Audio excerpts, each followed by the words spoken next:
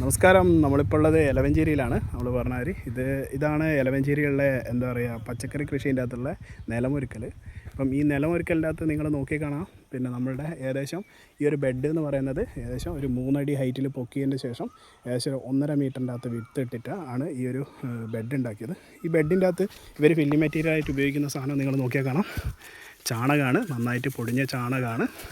അതിൻ്റെ കൂടെ തന്നെ ഇവർ ഉപയോഗിക്കുന്നത് ആട്ടുംകാട്ടം ഉപയോഗിക്കുന്നുണ്ട്. കോഴിക്കാട്ടം കുറേശ്ശായിട്ട് ഉപയോഗിക്കും. കോഴിക്കാട്ടം ഉപയോഗിച്ചതിൻ്റെ അകത്ത് നമുക്ക് നോക്കിയാൽ കാണാം, നല്ല രീതിയിലുള്ള കോഴിക്കാട്ടാണ് ഉപയോഗിച്ചത്. കോഴീൻ്റെ കോഴിക്കാട്ടാണ് ഉപയോഗിച്ചത്.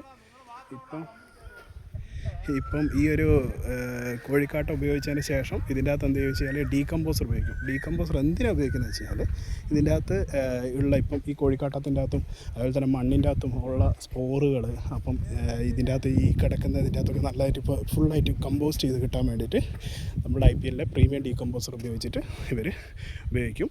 അപ്പം ഈ ചാലിൻ്റെ അകത്ത് അവരെന്ത് ചോദിച്ചാൽ ഇതേപോലെയാണ് നമ്മൾ ഈ ഒരു വളം ഇടുന്നത്. ഇത് നന്നായിട്ട് മിക്സ് ചെയ്തതിന് ശേഷം ഇവർ 2 സൈഡിലേക്ക് തട്ടി നിരത്തിയതിൻ്റെ ശേഷം ഇവർ ഒഴിവാക്കുകയാണ് ചെയ്യുക. ഇങ്ങനെ തട്ടി നിർത്തി കഴിഞ്ഞാൽ ഇതേപോലെ കിടക്കും. ഇതിൻ്റെ അകത്താണ് ഇവർ തുടർന്ന് എന്താ പറയുക ചെടികൾ നടുന്ന സമയത്ത് ഏകദേശം 1 മീറ്റർ തൊട്ട് 1.5 മീറ്റർ വീതിയിൽ ഇട്ടിട്ടതിൻ്റെ ശേഷമാണ് നടുക. ഇതിൻ്റെ മേലെ ഇവർ മൾച്ച് ഷീറ്റ് വിരിക്കും. മൾച്ച് ഷീറ്റ് വിരിച്ചതിൻ്റെ ശേഷം ഇതിൻ്റെ അകത്ത് ലാറ്ററൽ പൈപ്പ് ഇടും. ഇൻലൈൻ ലാറ്ററൽ ഇടുന്ന ആൾക്കാരാണ് അധികം ഉള്ളത്. അപ്പോൾ ഇട്ടിട്ട് വെള്ളം ഇവർ ഉറപ്പ് വരുത്തും. ഇതിൻ്റെ അകത്ത് കൂടിയാണ് ഫെർട്ടിഗേഷൻ മെത്തേഡിൻ്റെ അകത്ത് കൂടി വളവും കൊടുക്കുക. ഈ ഒരു രീതിയിലാണ് ഇവരുടെ നിലം ഒരുക്കിൻ്റെ സമയത്ത് ഇവർ ചെയ്തു വരുന്നത്. അപ്പം ഇനിയും കൂടുതലായിട്ടുള്ള പ്ലോട്ടും കാര്യങ്ങളൊക്കെ നമുക്ക് ഈ ഒരു ചാനലിൽ കൂടി കാണാൻ പറ്റും. അപ്പോൾ നന്ദി, നമസ്കാരം. വേറൊരു പ്ലോട്ടിൽ വെച്ച് വീണ്ടും കാണാം.